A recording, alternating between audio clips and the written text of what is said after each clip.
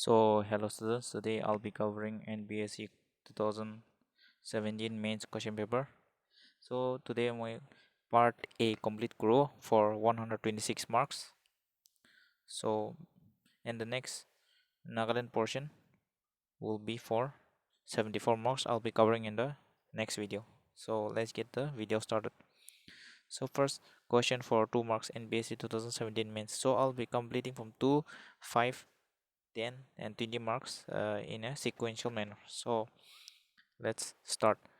Question number 1. What is the significance of the 86th Constitutional Amendment Act? So for 2 marks, we can write that 86th Constitutional Amendment Act was given in 2002 and it provided for right to education as a fundamental right under Part 3 of the Indian Constitution, and it provided for right to education for children from 6 to 14 years, and no child is liable to pay any kind of fee, and it also amended Article 51A and Article 45B, that is direct principle say policy, which provides for right to education. So for 2 marks we can write this that it was passed in 2002 and it provided for right to education as a fundamental right under Part 3 of the Indian Constitution, and it provided a new article 21A. So this is for 2 marks. Next, what is mean by creamy layer? So creamy layer means those members of the other backward class who are well off, that is who do not need any concession in education and other services. So it is a term used in Indian politics. It refers to a relatively forward and better educated members of the OBC. So some members of OBC are doctors, engineers, and holding various high officials, high positions in the office. So those people who belong to the backward class but have high position are also called criminal, and they are not eligible for government-sponsored education and professional benefit program. And this was introduced by the Santhanathan Committee in 1971, and which directed that criminal should be excluded from reservation quota in civil posts. But the uh, however 29% of the reservation are provided for other backward class. Next, what is the Protection of Women from Domestic Violence Act? So, Protection of Women from Domestic Violence Act was passed in 2005 and it came in the force next year, that is 26th of October 2006. And what is this act? That is, it defined social domestic violence. Not only that, it is not only domestic violence but also emotional, verbal, sexual, and economic abuse. So, the Protection of Domestic Violence Act uh, from the Protection of Women from Domestic Violence Act 2005 replaced the Vaishaka guidelines. So it replaced the Vaishaka guidelines and it provided for right uh, protection of domestic violence, and it is not a punitive law. That is, it provides protection and it is not meant to penalize, and protection is done by the Indian Penal Code. So the Protection of Women from Domestic Violence Act is not punitive. That is, it cannot penalize a person that is accused, but it can only provide protection. So for 2 marks, you can write a simple description that what it really represents and when it has passed. And for 5 marks, you can extend it. Next, what is the 11th schedule of the Indian Constitution contains? So we know that the 73rd and 74th Constitutional Amendment Act of 1992 established the Panchayati Raj and the municipalities. So for Panchayati Raj, it gave a new schedule, that is 11th schedule. So 11th schedule of the Indian Constitution specifies the powers, authorities, and responsibilities of the Panchayat, and it has 29 members, 29 matters, and 29 matters we cannot explain all, but we can name some important subjects, that is agriculture, including agriculture extension and animal husbandry, fisheries, khadis, and public distribution system (BDS). So for 2 marks, we can write this 11th schedule is provides specifies the powers, authorities, and responsibilities of the panchayat, and it has 29 matters, and we can explain some matters. Next, what do you think about the asymmetric features of the Indian Constitution? So what is asymmetric? So the word asymmetric means unequal in both the length. So suppose there are two line. So these are asymmetric because they are both suppose there are two triangles. So even though these both are triangles, they are equal, they are not equal in size. So in the same way, asymmetric is not equal in size. So the Indian constitution is asymmetric in nature, which means that the powers enjoyed by the center is not equal to the powers enjoyed by the state, and this we can see in the working of the state legislature, that the center can work on the central list and the state can work on the state list. However, the central legislature, that is the parliament, has some influence or some is exercises some powers over the state list. So this is provided all in the constitution, and it describes the asymmetric nature of the Indian constitution. So this the division of power between the center and the state are asymmetric in nature, though they have the same constitutional status, and the symmetric nature is both vertically, that is between the center and the state, from top to bottom, that is from center to state to local government, and at the center it is vertically asymmetric, that is between the legislature, executive and judiciary. So in the legislature, the MPs have more power as compared to the MLS, and similarly in the executive section, the council of ministers has more powers in the parliament, in the central government, than the ministers at the state government. And in the judiciary also, the supreme court exercises more power than the high court. So this explains the asymmetric nature of the Indian constitution. So we can write this.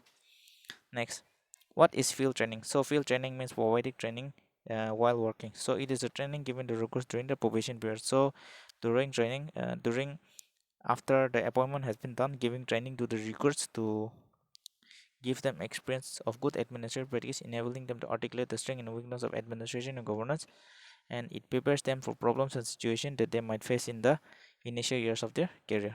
Next, mention some indicators of economic development. So economic development indicators means that there's reduction in poverty, there's less poor people, there's less inequality, their literacy rate is high, and there is decrease in unemployment, that is many people are employed, and high and there's high human development index, and people live longer, that is higher life expectancy or longevity. Next, green revolution. What is green revolution? Green revolution means large increase in production of rice and wheat, resulting from use of high yielding varieties, and it also focused on better irrigation facilities, use of pesticides and fertilizers, and it was started by Mr. M.S. Swaminathan and is known as the father of Indian Green Revolution, and it was started in the early 1960s, and those states that benefited are Punjab, Haryana, and Uttar Pradesh.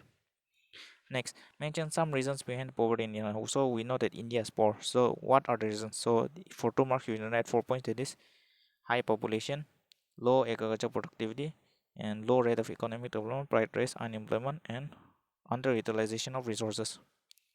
Next, what is the features of globalization? So what is globalization actually?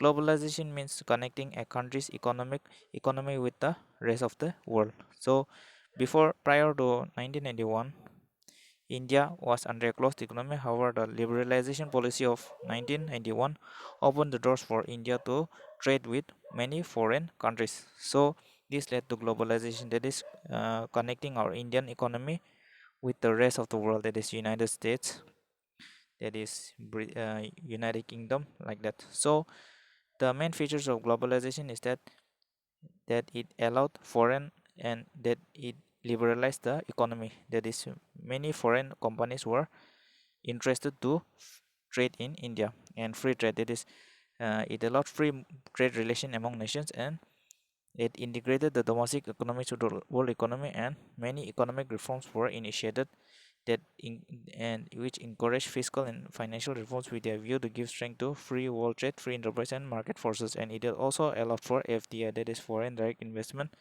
into the country. So these are the features of globalization. What is HDI? So we know that HDI is a Human Development Index, and it is a statistical tool to measure a country's overall achievement in its social and economic dimensions. So and it is measured by measuring the three indicators, that is life expectancy as birth, that is how much a child is expected to live, seeing the current medical facilities of the country, literacy rate, that is how many people are educated, and per capita real income, that is calculating the national income by total population.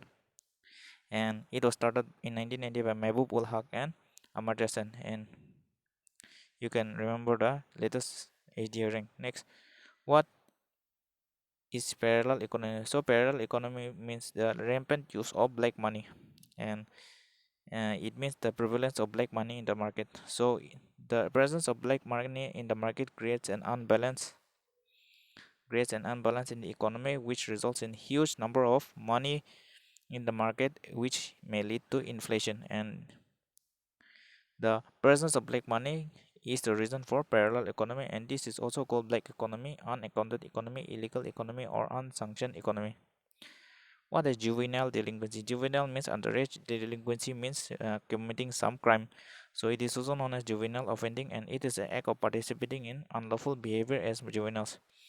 A juvenile can be defined as a child who has not attained a certain age to be liable for his criminal action. So in India, it is 18 years. So if a child commits a crime at the age of 16, but he has not reached the age of 18, so this he will be declared as a juvenile.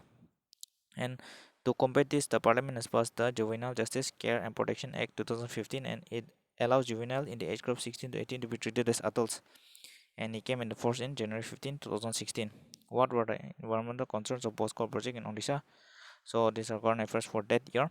Next, how human induced factors are responsible for balance in the ecosystem. So the role of humans in causing imbalance in the ecosystem. So we know that we humans are responsible for many imbalance in the ecosystem, and it is due to the increase in human population, industrialization, urbanization, use of chemical fertilizers, mining. So for 2 marks you can write these 4 points. Just write in points. You will save a lot of time, and will be able to score good marks.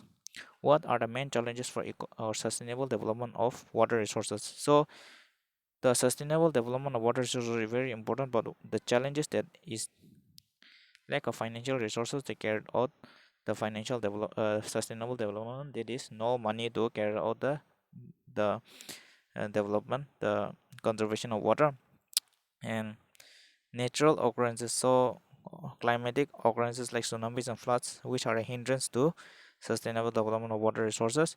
Corruption. So monies are not streamlined into the required schemes for sustainable development, and lack of efforts at municipal level. So at the lowest level, people are not implementing it, so it leads to and it leads to many challenges in sustainable development of water resources. For 2 marks you can write 4 points, that is lack of financial resource, natural disasters, corruption, and low implementation at the local and municipal level.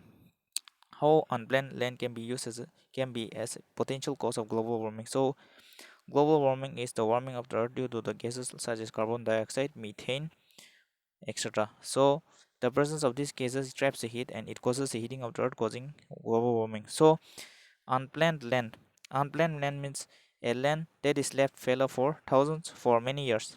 So if the land fallow for many years, the vegetation dies, and is it is it is braced, and it lays there dormant for a while. However, the carbon dioxide that the plants absorb during its lifetime also gets buried in that land. However, when the land is disturbed, the carbon dioxide gas escapes into the atmosphere, and this results in increase in carbon dioxide, and this results in global warming. So unplanned land can be harmful in causing global warming, and this is because vegetation and soil acts as carbon sink. So carbon sink means many that the carbon dioxide that is stored in the vegetation gets released when the land is disturbed. Stored carbon dioxide along with methane and nitrous oxide enter the atmosphere, and this results in increasing in concentration of carbon dioxide, methane, nitrous oxide, and which contribute to global warming. Next, how women can play a vital role in environmental management. So environmental management, women plays important role. According to World Bank in 1991, women play an essential role in the management of natural resources, including soil, water, forest, energy, they have profound traditional and contemporary knowledge of natural resources around them. Women living in the villages, and they have played an important role in India too. The Narmada Bachao Andolan, led by Mehta Bhatkar for the protection of environment against large dam projects in river Narmada is one of the many projects where women have played an important role. So we can cite some examples of women that played an important role, and we can also cite the example of Bishnoi movement, which occurred in 1700s the woman of when the woman in a remote village of remote village of Rajasthan uh, stood up against the cutting of trees, and this movement is called Bishnoi movement. So next, for 5 marks, let's start. Comment on the affirmative action in India. So affirmative action is another term for reservation or reservation policy. So affirmative action is the policy in which the government takes into account a person's nationality, sex, religion, caste before extending employment or education opportunities. So the government will see if the person belongs to a scheduled caste or scheduled tribe and thus provide reservation for it. And this process is also known as affirmative action. It helps the government to increase opportunities for unprivileged citizens. And the question is asking the what are the positive and negative impact of reservation system. So the main objective is to encourage people from particular section, either in business or educational concern, where the presence is low. So the presence of less SC and AC are the main reason for the implementation of the affirmative action, and it is done to uplift the neglected sections by giving them employment education opportunities.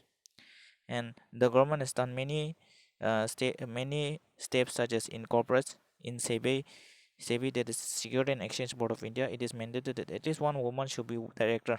And in education sector, admission for children from unprivileged sections are much simplified. Even universities and colleges offer financial aid to encourage students. So this is the affirmative actions that is done by the government. Next, what is the need of administrative ethics? For 5 marks, you need to explain 5 points and expand on the ethics. So ethics means doing something that is right. And the importance of administrative ethics is that it promotes a sense of administrative responsibility. That is the bureaucrats are responsible for their action, and correct relation between citizens and civil servants. That is the bureaucrats and the citizens have to maintain a good relation between them. And next is cultivate high standard of conduct. That is doing the doing the various works in a civilized and in a proper manner, and facilitate better use of discretionary power. That is the power that is allocated to the bureaucrats must be used efficiently for the overall development of the country. And next, stabilized relation between official and political executive, and this ethics is also responsible. That ethics is very important for checking the arbitrary activities of civil servant. That the civil servant cannot cross cannot cross their powers by overextending what is given to them. So this ethics is responsible for promoting various socio-economic changes in administration. And the components of ethics is that what ethics means is devotion to duty, neutral attitude, that is not favoring any political party, non-corruptive and loyal to the nation, and a sense of public good. That is uh, the the feeling to serve the public. And the factors affecting and the factors that affect the ethics in administration: corruption, bribery, nepotism, lawlessness, political influence, favoritism, and external pressure. So for 5 marks, you can extend the 5 points, 3, 4, 5, and you can write something about it. So for 5 marks, you can extend. No need to write more than 150 words. Briefly explain the structure of the Indian financial system. So Indian financial system consists of the borrowers and lenders. So Indian financial system is a system in which people, financial institutions, banks, industrial companies, and the government demand for funds, and some is supplied to them. It refers to the borrowing, that is borrowing of money, and lending of money. Borrowing is done by us and the lending is done by the banks. or the demand or supply of funds of all individuals, institutions, companies, and of the government, consisting of two parts, that is the Indian money market and the Indian capital market. So money market means where short-term funds are borrowed and lent, that is long-term, that is loans, etc., by the banks. And Indian capital market, that is long-term loans like bonds and securities. And there are two parts of Indian financial system, that is demand side. Demand side includes demanding the money, that is us, that is investors, industrials, that is for developing the industry, and business companies for setting up the business, and government also needs for aiding the for aiding their in their annual financial budget. And supply side, the money supply side is done by banks, that is starting from the RBI, insurance companies like LIC providing money, mutual funds done by the CB, and other financial institution providing money and other security bonds. So Indian financial market will consist of financial institution, financial market, and financial instrument. So financial institution will include banking institution like uh, SBI, that is commercial banks and cooperative banks, and non-banking financial institution like money lenders, etc. In financial market, it will contain money market, that is short-term loans, capital market, long-term loans, Indian financial instrument, that is what constitutes finance is uh, short, medium, long, and type is primary, secondary, and innovative. So this is the financial market. Indicate how globalization induced far-reaching changes in economic front in India after 1991. So after the liberalization policy of 1991, how is globalization helped Indian economy? So globalization, first we have to define what is globalization. That is the international network of economic systems in which all economies are directed towards the global market. So as stated above, globalization means integrating our Indian economy with the rest of the economy, and this includes regional economies, societies, and cultures that are integrating through a global network of communication, transport, and trade. And impacts of globalization. So how has globalization affected our Indian? So agriculture sector, it has led to increased living standard, elevating people from poverty, food security, making substantial contribution to national economic growth. So in agriculture sector, it is important. It is helped to improve. Next, industrial sector. So industry has received competition and new technology, and it provides employment, both advanced technology, and help to make Indian industries more advanced. Financial sector, due to globalization, more foreign institutions have come into India and have invested the money. So this opened the doors for foreign investors to enter the domestic market. As a result, many innovation takes place in the financial sector. The emergence of financial institutions and regulatory bodies have transformed the financial sector, and thus financial services increased from 5.6% within 1 year to 10 to double to 10.9%. And import export has also been affected by globalization. Before 1991, India was a closed economy and it did not have any economic activities with the rest of the world. As a result, there was more imports than exports. So by opening up the economy, India has opened up its exports and imports, and it has helped to maintain the balance of payment also. So Indian exports and exports increased. In many Indian companies have now started to become respectable players in the Indian international scene. For example, Maruti, Tata, etc. So uh, these have become respectable players in the Indian international scene, and so these are the factors which are responsible for which have been impacted by globalization. Next, what are the factors that underlie the farmer suicide? So farmer suicide. So what is farmer suicide? Farmer suicide means a farmer unable to pay off his loans has to give up his life.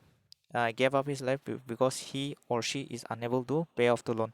So what are the factors leading to farmer suicide? Farmer suicide is due to low per capita income, low per capita land. That is the land that he is working on it doesn't produce enough crops to pay off the loan. High debts and loans by lending to non-financial sectors like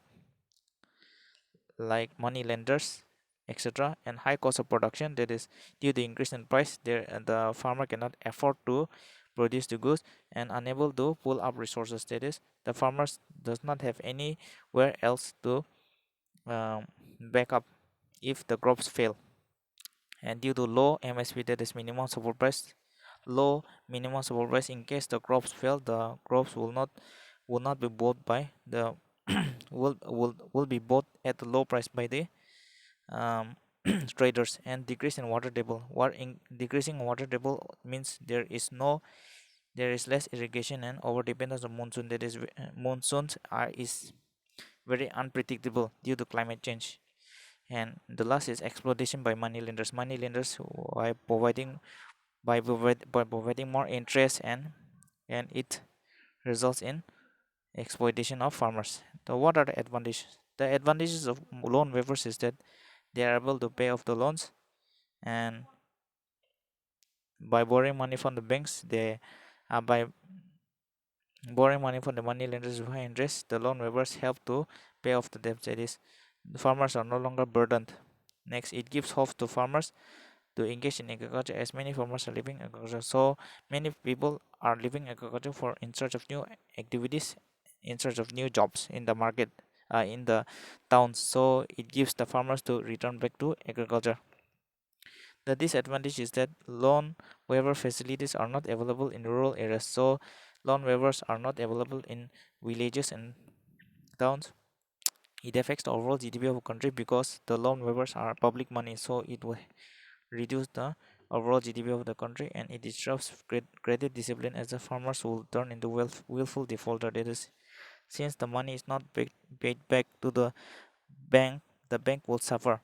And as the banks will not get repayment, fresh loans will no longer be provided. As the farmers are unable to pay off the loans, the banks will not be interested to give back the loan after it was taken for the first time. So these are the advantages and disadvantages of loan waivers.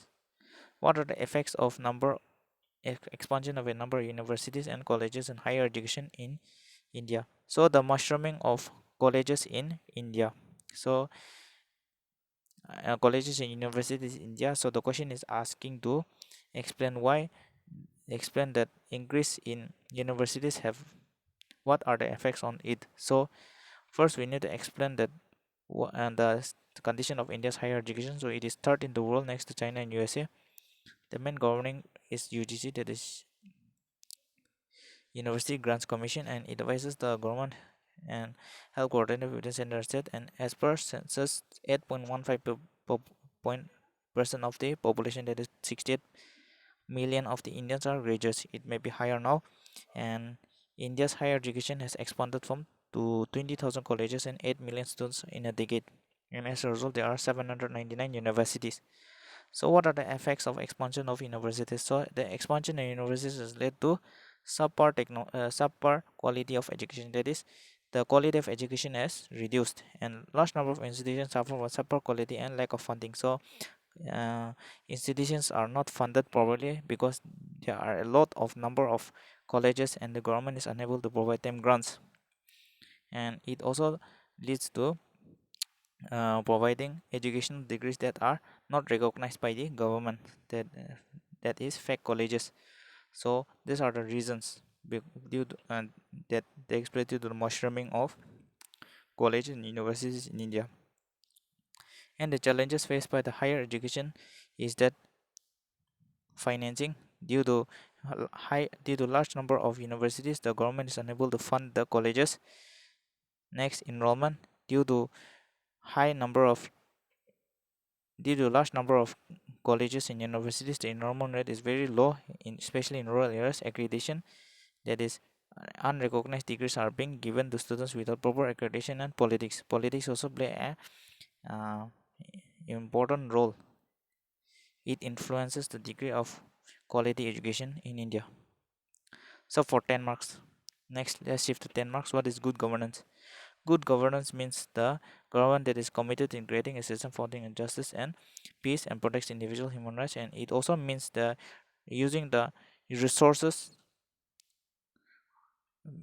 by the government, providing the needs in the society. That is, the process and institution that meets the needs of the society while making the best use of resources at the disposal is known as good governance. That is, in simple terms, the government is using whatever it can to provide to the society, to the people, by implementing various policies is known as good governance. And good governance it originated in the 1989 World Bank publication. In 1992, the World Bank published a report titled Governance and Development, and in 1997, it redefined the concept of good governance as necessary precondition for development. So the components of good components is people participating in democratic process, everyone is equal before law, that is rule of law, transparency, that is whatever the government is doing the people must know, responsiveness, whatever feedback, the whatever services the government is providing, the feedback should also be provided by the people, consensus oriented, asking the um, people's opinion, and equity and inclusiveness, reaching the poorest of the poor and everyone equal and treated equally, and effectiveness and efficiency, that the programs and scheme implemented should be effective and it should be efficient in nature. So these are the reasons which. And next is accountability. This government should be accountable to whatever the government has implemented, he should be accountable to the people. So these are the various um, components of good governance. Next, the Constitution of India upheld secularism as the basic feature of the Indian Constitution. So we know that the secularism has been provided in the preamble, that the preamble of the Indian Constitution states that India is a secular country among other attributes, and India's understanding of secularism is very different from other Western countries, because in the West, secularism means dividing the church and the state's function, that is church and the government. The functions were different. However, in India, it is a response to the pluralistic nature of society in India. That is, in Indian, secularism means there are many people belonging to different religion, and living in harmony between the people belonging to different religion is the basis of secularism in India. So in Indian constitution, it provides for secularism, and this secularism was added by the 42nd Amendment of 1976 in the preamble by the Indira Gandhi government. And the the constitution specifies the issues of state influence over religious bodies, and this in the seventh schedule clarifies that both center and state have exercise control over religious institutions, charities, and trusts. However, the center shall have more prevalence over the state. So the secularism in the Indian Constitution has been provided in Article 25 to 28, that is, and also in Article 15, that is right not to be discriminated on the basis of one's religion. 25, right to profess one religion. Right? Article 26, that is to maintain institution of religious and charitable purposes. And Article 27, that is that right to be not compelled to pay taxes from institutions set up for furthering one's religion. And Article 28 is setting up, and so under Article 25 to 28, it provides for secularism. So the question is asking why secularism is under that, give reason why the secularism is considered as a basic structure of the constitution. So the basic structure of the constitution says was a innovative technique that was invented by the Supreme Court to prevent the legislator from making changes into the constitution, which is vital. So secularism being the one of the components on which the constitution was based, the lawmakers did not want the people to make changes on this. So because of this, the doctrine of basic structure was upheld in the case of Ananda Bharati case, which identifies certain constitutional principles like sovereignty, socialism, secularism, integrity, and other principles as the basic foundation of the structure of the constitution. It upheld that such aspect cannot be altered through constitutional amendment, and also in the S.R. Brahma case, it ruled that secularism formed the basic structure of the Indian constitution. Next, identify some major challenges for India's policy makers. So some policy makers is uh, that while making laws, why the Indian policy makers faces many challenges is that Due to excessive fragmentation of thinking and action, due to the diverse nature of society, there is many opinions on what the policy has effect on them. Excessive overlap between policymakers and implementation. That is, due to decentralization, main the policy making and implementation has various overlapping. Next, lack of non-governmental inputs and informed debate. So most public policy are made without adequate inputs from outside sources. That is, without doing ample research, the implementation has been done. So next is lack of systematic analysis and integration prior to policy making. So the suppose we are making laws on MNREGA. So without getting to know how the rural sector, how the rural people are, and the job situation of the rural, we cannot expect to implement MNREGA in rural areas. So lack of systematic analysis and integration prior to policy making may be one of the reason. So, and also some of the factors is inadequate time spent on policy making, that is hastily passing laws, inadequate professionalism, that is implementing the schemes without proper professional nature, and mediocrity of in-house specialists, that is those policymakers are not in par, or not are not good, and they are subpar in quality. So these are some of the reasons that policy implementation have been in challenge. Next, analyze the role of Indian bureaucracy in bringing about the social change. So for 20 marks, they are explaining that how Indian bureaucrats are responsible for bringing changes. So first we need to explain what is the bureaucrats. So they are government executive organ, and they are politically neutral, and their main job is to facilitate effective working of different government departments, and they acquire permanent positions and are not affected by the change in political parties, and they play a major role in public administration, and they are required by the elected government to implement and keep a check on the effective working of the policies. Next, we need to explain how bureaucrats are responsible for bringing socio-economic change. So socio-economic change means bringing about a change in the society through the implementation of various schemes such as Beti Bachao, Beti Padhao, Safe Growth, Educate Child, National Rural Livelihood Mission, and self-help group, etc. And these are all headed by the district magistrate at the district level, and so on at the municipal and village level by EAC, SDO, ADC, etc. So they play a vital role in not only educating the core child but also bringing financial stability through the use of self-help groups and NRLM, and uplifting people out of poverty and so on. Also by decentralization, it helps in reaching the services to the poorest of the poor through public services and in remote villages and towns.